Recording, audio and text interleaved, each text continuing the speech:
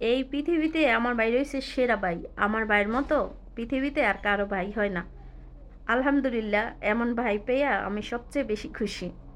তো শীতের সবজি এসে পড়ছে আর খিচুড়ি রান্না করব না, এটা কি হয়? আজকে নিজে হাতে 14 কেজি চালের খিচুড়ি রান্না করব সবজি আর মুরগি দিয়ে। আসসালামু আলাইকুম আপুরা ভাইরা, সবাই কেমন আছেন? আলহামদুলিল্লাহ, আপনাদের দয়ায় আমি অনেক ভালো আছি। তো এখানে শীতের সবজি আনছি। এখানে আমি 2টা ফুলকপি আনছিলাম, একেবারে ফ্রেশ ফ্রেশ। আর আমার মেয়ে সুন্দর করে সব সবজি টবজি বের করে দেখাইতেছে। তো এখানে আনছি একটা পেঁপে, আর লাউ আনছিলাম বড় সাইজের একটি, আর এখানে পাতাকপি 2টা। তো সব কিছু আমার মেয়ে আমাকে বের করে করে আমাকে হেল্প করতেছে। আমি বললাম আমি বের করে নিয়ে নিয়ে কাটি। তো আমার মেয়ে বলল যে না, তোমার দেরি হয়ে যাবে কাটতে, তো আমি যদি একটু বের করে দেই তাহলে তো একটু তাড়াতাড়ি হয় তোমার। তো মেয়ে যার যার ঘরে আছে তারা তারাই মায়ের কষ্ট বোঝে, মেয়ে বইলা কথা। মেয়ে যদি এরকম না হয় তাহলে হয়। আমার মেয়ের জন্য আমি দোয়া করি, আপনারা দোয়া করবেন আমার মেয়ে যেন সারা জীবন এরকম লক্ষ্মী হয়েই গইরা উঠে।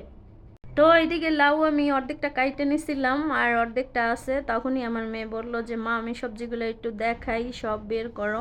তো আর যখন ইচ্ছা হয়েছে এই জন্যই সবজিগুলো দেখাইতে আসি। তো এইদিকে আমি লটকে শুটকিও আনছি, আজকে খিচুড়ির সাথে কিন্তু লটকে শুটকিও আছে। আর বরবটি থেকে শুরু করে যত সবজি আছে সবই আনছি, কিন্তু সবজিতে কিন্তু অনেক বেশি দাম।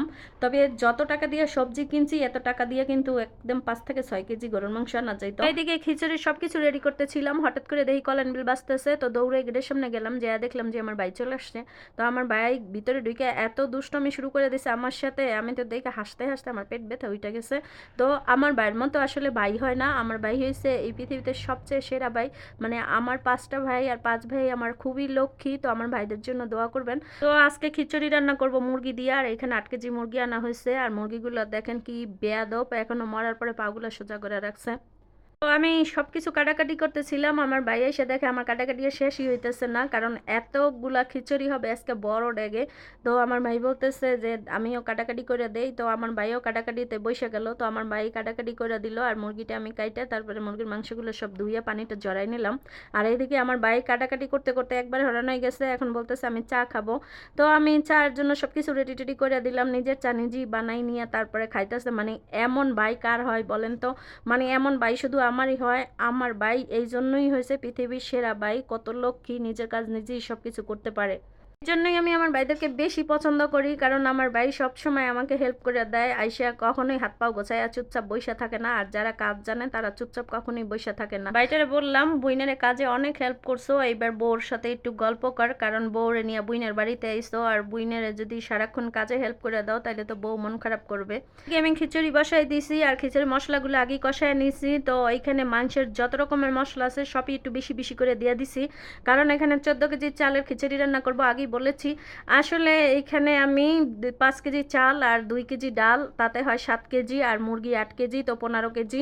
তো এখানে মোটমাট 15 কেজি হয়েছে চাল আর ডাল আর মুরগি, আর এখানে সবজি তো আছেই।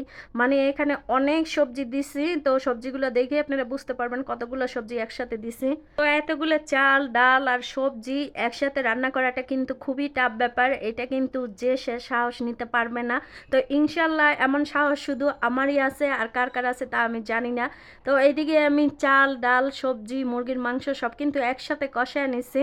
আর কষানোর পরে কিন্তু আমি গরম পানি দিয়ে দিলাম, আর গরম পানি দেওয়ার পরে একটু নাড়াচাড়া করে এবারে আমি ঢাইকা দিছি। এদিকে খিচুড়িটা হইতে হইতে আমার ভাই বলতেছে আমি চলে গেলাম, এটা কোনো কথা নাকি বলেন তো? আমার ভাই আমাকে কাজে এত হেল্প করছে, আর খিচুড়ি না খেয়ে চলে যাবে, আমি বোন, আমার কতটা কষ্ট লাগতেছে এটা আপনাদেরকে বইলা বুঝাতে পারবো না। তো আমার ভাইটা খেয়ে গেলে অনেক ভালো হইতো। তো ওইদিকে আমার ভাইকে বিদায় দিতে দিতে পরে আমি আইসা দেখি যে খিচুড়িটা বলক চলে আসছে। তো খিচুড়িটা আমি এর ফাঁকে ফাঁকে আবার একটু নাড়াচাড়া করে দিছিলাম। তো এরকম সাহস নিয়ে এত বড় ড্যাগের যেন 18 থেকে 19 কেজি খিচুড়ি সবাই বাসায় রান্না করতে পারে। তো এই জন্য কিন্তু বেশি বেশি করে ভিডিওটা শেয়ার করে দিতে হবে। তো বেশি বক বক না করে বিদায় নিলাম, আল্লাহ হাফেজ।